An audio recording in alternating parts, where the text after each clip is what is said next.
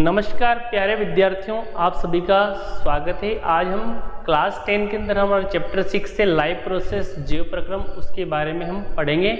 उसके विभिन्न टॉपिक्स जो हम क्लियर करने वाले हैं, आप वीडियो में अंत तक बने रहें। सबसे पहले लाइव प्रोसेस जीव प्रक्रम क्या है, तो देखिए live process whereas process यानी कि इस प्रकार की प्रोसेस जिसमें एज डाइजेशन यानी कि पाचन, सर्कुलेशन ऑफ ब्लड यानी कि हमारे रक्त का परिवहन, और रेस्पिरेशन यानी कि श्वसन, एंड एक्सक्रीशन यानी कि उत्सर्जन। These process are essential to maintain life. ये चारों प्रोसेस हमारी बॉडी को मेंटेन करने के लिए बहुत ही एसेंशियल है, महत्वपूर्ण है। Life are called live process. इन्हें हम क्या कहते हैं? लाइव प्रोसेस कहते हैं। तो हमारे लिए क्या ज़रूरी है? डाइजेशन यानी कि भोजन, हमारी बॉडी के लिए डाइजेशन होना चाहिए। ब्लड सर्कुलेशन यानी कि हमारी बॉडी के अंदर ब्लड सर्कुलेट होता है, जिसमें जो विभिन्न पदार्थ जो होते हैं, ऑक्सीजन है, उनका ट्रांसफ़र होता है एक स्थान से दूसरे स्थान तक। भोजन का यानी कि जो ग्लूकोज का होता है ब्लड सर्कुलेशन में, और रेस्पिरेशन यानी कि ऑक्सीजन का टेकन करना हमारी बॉडी में और आउट थ्रो करना किसको? Carbon dioxide. और एक्सक्रीशन यानी कि अनवांटेड या वेस्ट मटेरियल को आउट ऑफ बॉडी रिमूवल करना, या एक्सक्रीशन में करते हैं। तो ये चारों जो प्रोसेस हमारी बॉडी के लिए बहुत महत्वपूर्ण है, और इन चारों के बारे में हम इस क्लास में अच्छे से पढ़ेंगे। तो हम स्टार्ट करते हैं आगे। तो देखिए न्यूट्रिशंस क्या है, पोषण क्या है। तो देखिए the material are needed for life यानी कि मटेरियल हमारी बॉडी के लिए ज़रूरी है, जीवन के लिए जरूरी है। सच एज कौन कौन से मटेरियल जरूरी है? कार्बोहाइड्रेट्स, प्रोटीन, लिपिड, और विटामिन्स और मिनरल्स ETC कॉल्ड न्यूट्रिशंस। ये सब क्या है? न्यूट्रिएंट्स है, यानी कि इन सबको बॉडी के अंदर लेना क्या कहलाता है? न्यूट्रिशन कहलाता है। तो यानी कि न्यूट्रिएंट्स क्या है? पोषक तत्व क्या है? तो the substance which is essential for our body यानी कि वे सब्सटेंस जो हमारी बॉडी के लिए एसेंशियल होते हैं, आवश्यक होते हैं बॉडी को मेंटेन करने के लिए, दे आर कॉल्ड न्यूट्रिएंट्स यानी कि इनको पोषक तत्व कहते हैं। तो पोषक तत्व कौन कौन से हैं? सच एज कार्बोहाइड्रेट जिससे हमें एनर्जी मिलती है, जो हमारी बॉडी को ऊर्जा प्रदान करती है। प्रोटीन्स जो हमारी शारीरिक ग्रोथ के लिए जिम्मेदार हैं, हमारी मसल्स बनाने के लिए जिम्मेदार हैं। विटामिन्स जो हमें विभिन्न रोगों से लड़ने की क्षमता प्रदान करती है। विटामिन्स की वजह से इसकी कमी से विभिन्न प्रकार के रोग हो जाते हैं, जैसे विटामिन ए की कमी से रतौंधी, बी की कमी से बेरीबेरी, सी की कमी से स्कर्वी, डी की कमी से रिकेट्स, ई की कमी से इनफर्टिलिटी या नपुंसकता, और के की कमी से हमारा ब्लड क्लोटिंग नहीं जमता है जब चोट लगने पर। तो इस प्रकार के विटामिन से रोग हो जाते हैं। विटामिन हमें एनर्जी नहीं देते, लेकिन हमारी रोगों से लड़ने में हमें क्षमता प्रदान करते हैं। फैट्स भी हमारी बॉडी के लिए आवश्यक हैं। और मिनरल्स विभिन्न प्रकार के पोषक तत्व होते हैं, जैसे कैल्शियम, फास्फोरस हमारी हड्डियों और दांतों के लिए जिम्मेदार हैं। इसी प्रकार से आयरन हमारे ब्लड के लिए जिम्मेदार है। आयरन की कमी होगी तो एनीमिया रोग हो जाएगा। तो मिनरल्स भी हमारी, जैसा आयोडीन है, तो आयोडीन भी हमारे लिए बहुत ज़रूरी है। इसकी कमी से गोइटर रोग हो जाता है। थायराइड ग्रंथि थायरोक्सिन हार्मोन स्रावित नहीं कर पाती है। तो सारे जो मिनरल्स हैं वो भी हमारे बॉडी के लिए आवश्यक हैं। तो देखिए इन न्यूट्रिएंट्स को बॉडी के अंदर लेना ही क्या कहलाता है? न्यूट्रिशन कहलाता है, पोषण कहलाता है। देखिए न्यूट्रिशंस आर टू टाइप यानी कि पोषण कितने प्रकार का होता है? तो पोषण दो प्रकार का होता है। एक होता है एटोट्रोपिक न्यूट्रिशंस यानी कि स्वपोषी पोषण, जो कि प्लांट्स के अंदर होता है, क्योंकि वो अपना भोजन स्वयं बना सकते हैं फोटोसिंथेसिस प्रोसेस के द्वारा, क्योंकि दे हैव क्लोरोफिल, उनके पास क्लोरोफिल होता है। इसी क्लोरोफिल के कारण उनकी पत्तियों का रंग ग्रीन होता है, हरा होता है। और ये क्लोरोफिल के अंदर वो पावर होती है जो सनलाइट को ट्रैप करके केमिकल एनर्जी में यानी कि ऊर्जा में यानी कि भोजन के कंपोनेंट्स में बदल सकती है। दूसरा है हेटेरोट्रोपिक न्यूट्रिशन यानी कि परपोषी पोषण, यानी कि जो अपना भोजन या which organise they can not make their own food, they are depend to other organisms, they receive food from other organisms, they are called heterotroph nutrition। तो human is a heterotrophic organism यानी कि मनुष्य भी एक प्रकार का heterotrophic है, क्योंकि we can not make our food, हम अपना भोजन स्वयं नहीं बना सकते हैं, बिकॉज वी कैन नॉट है या वी आर नॉट है, या हमारे पास क्या नहीं होता है, हमारे पास क्लोरोफिल्स का अभाव होता है, absence of chlorophyll in our body. अब देखिए एटोट्रोपिक न्यूट्रिशन यानी कि स्वपोषी पोषण। तो ग्रीन प्लांट्स यानी कि जो हरे पौधे हैं उनकी बात हो रही है। मेक देयर अवन फूड यानी कि वो अपना भोजन बना सकते हैं बाय द प्रोसेस, कौन सी प्रोसेस द्वारा, फोटोसिंथेसिस प्रोसेस द्वारा यानी कि प्रकाश संश्लेषण के द्वारा। सच न्यूट्रिशंस आर कॉल्ड एटोट्रोपिक न्यूट्रिशन। अगर ग्रीन प्लांट्स फोटोसिंथेसिस प्रोसेस द्वारा अपना भोजन बना रहे हैं तो उस प्रोसेस को कहते हैं फोटोसिंथेसिस प्रोसेस द्वारा बना रहे हैं, और वह इस प्रकार का न्यूट्रिशन कहलाता है एटोट्रोपिक न्यूट्रिशन। तो ग्रीन प्लांट क्या होते हैं, एटोट्रोप होते हैं, क्योंकि वो अपना भोजन स्वयं बना सकते हैं। तो एग्जाम्पल कौन है एटोट्रोप्स के, ग्रीन प्लांट्स यानी कि जितने भी हरे पेड़ पौधे होते हैं वो, और एल्गी जो होती है वो भी, जैसा स्पाइरोगायरा है, कारा है, ये भी अपना भोजन स्वयं बना सकते हैं कि बिकॉज दे हैव क्लोरोफिल यानी कि इनके पास क्लोरोफिल होता है। अब देखिए फोटोसिंथेसिस यानी कि प्रकाश संश्लेषण क्या है, यानी कि प्रकाश संश्लेषण एक ऐसी प्रोसेस है जिसमें जो हरे पेड़ पौधे होते हैं, कार्बन डाइऑक्साइड, वाटर, क्लोरोफिल और सनलाइट, इन चारों रॉ मटेरियल का यूज करके they make their food, they make their own food in the form of carbohydrate यानी कार्बोहाइड्रेट की फॉर्म में वो अपना भोजन बनाते हैं। इस प्रोसेस को कहते हैं अपन फोटोसिंथेसिस। तो देखिए definition, the process of making food in green plant यानी कि ये प्रोसेस किस में होती है, ग्रीन प्लांट्स के अंदर होती है। ध्यान दीजिए ग्रीन प्लांट्स के अंदर। टू यूजिंग, इसमें किस किस का यूज होता है, कार्बन डाइऑक्साइड यानी कि CO2 का, एंड वाटर, एक और किसका होता है, वाटर का, इन द प्रेजेंस ऑफ, किसकी उपस्थिति में, सनलाइट की उपस्थिति में और क्लोरोफिल की उपस्थिति में, इज कॉल्ड फोटोसिंथेसिस। देखिए अब यहाँ पे ग्रीन प्लांट जो होते हैं उनके पास क्लोरोफिल ऑलरेडी होता ही है। इसके बाद वो कार्बन डाइऑक्साइड कहाँ से लेते हैं, वो एटमॉस्फेयर से। वायुमंडल में कार्बन डाइऑक्साइड है, कितनी परसेंट है वायुमंडल में कार्बन डाइऑक्साइड, 0.02% होती है कार्बन डाइऑक्साइड हमारे इन्वायरमेंट के अंदर।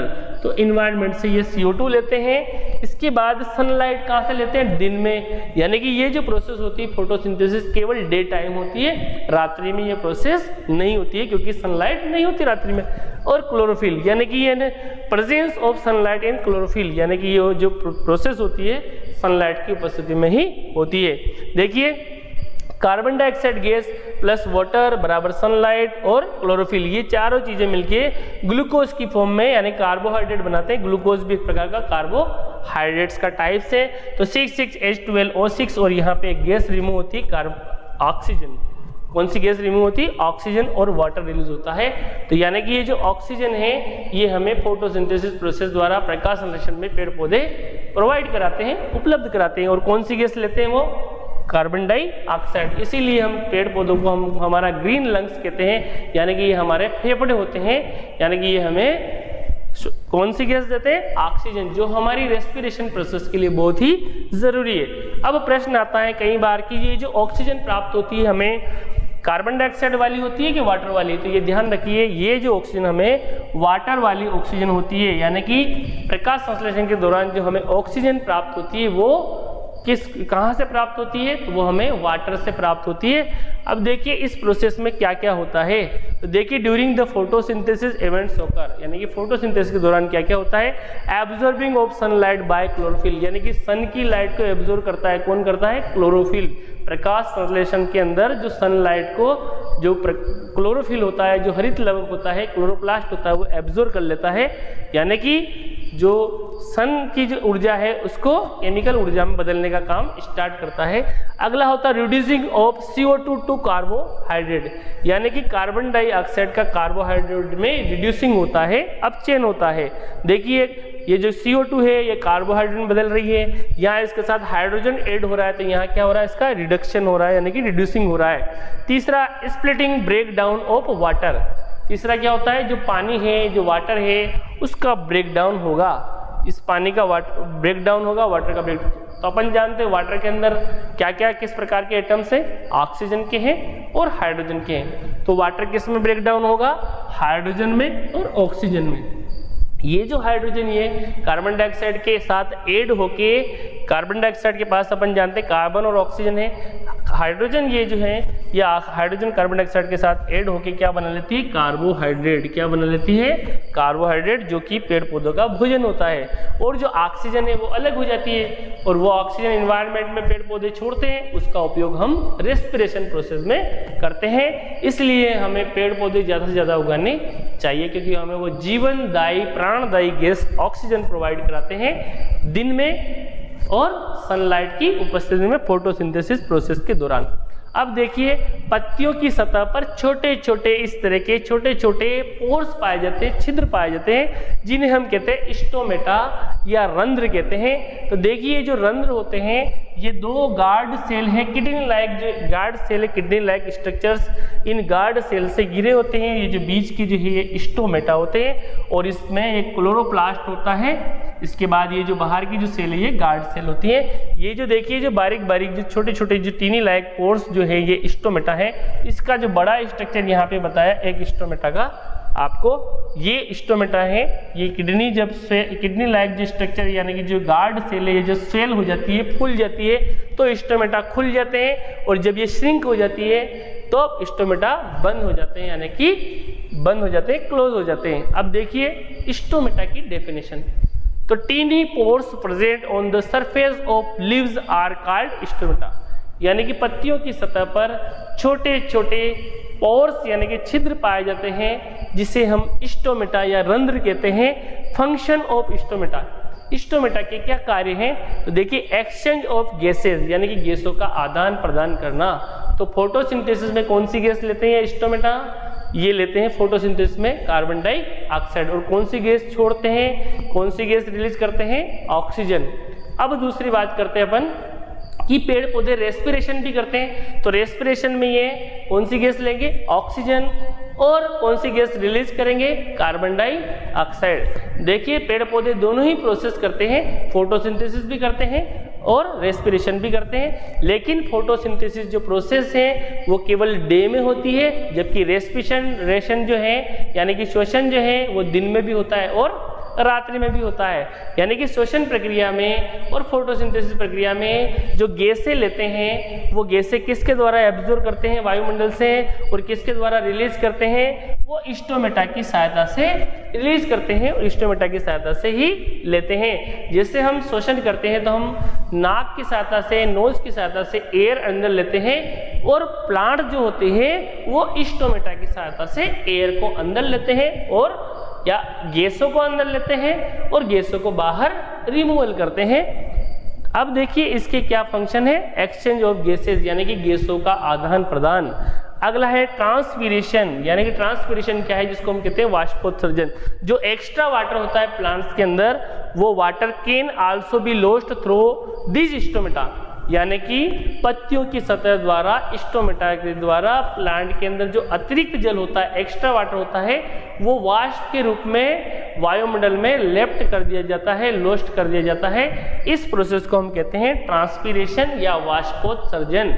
वाष्पोत्सर्जन एक प्रकार की अनिवार्य बुराई है, ये एक एसेंशियल इविल्स है, क्योंकि इसमें पानी की हानि होती है पौधे को।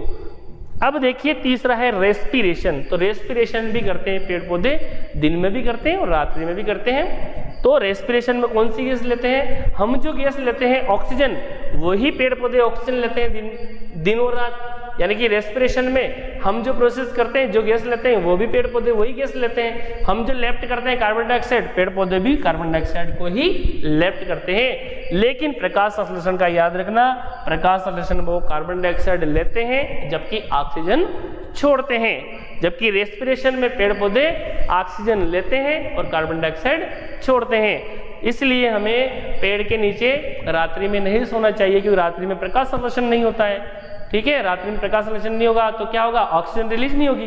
क्या रिलीज होगी, रेस्पिरेशन के दौरान कौन सी गैस रिलीज होगी, कार्बन डाइऑक्साइड। तो पेड़ के नीचे कौन सी गैस ज्यादा इकट्ठी रह जाएगी, कार्बन डाइऑक्साइड। इसलिए हमें रात्रि में पेड़ के नीचे नहीं सोना चाहिए। तो दोस्तों प्रिय विद्यार्थियों, आपको क्लास अगर अच्छी लगी तो लाइक कीजिए, शेयर कीजिए, कमेंट्स कीजिए और चैनल को सब्सक्राइब कीजिए। थैंक्स, आपने वीडियो को अंत तक देखा, इसके लिए आपका धन्यवाद।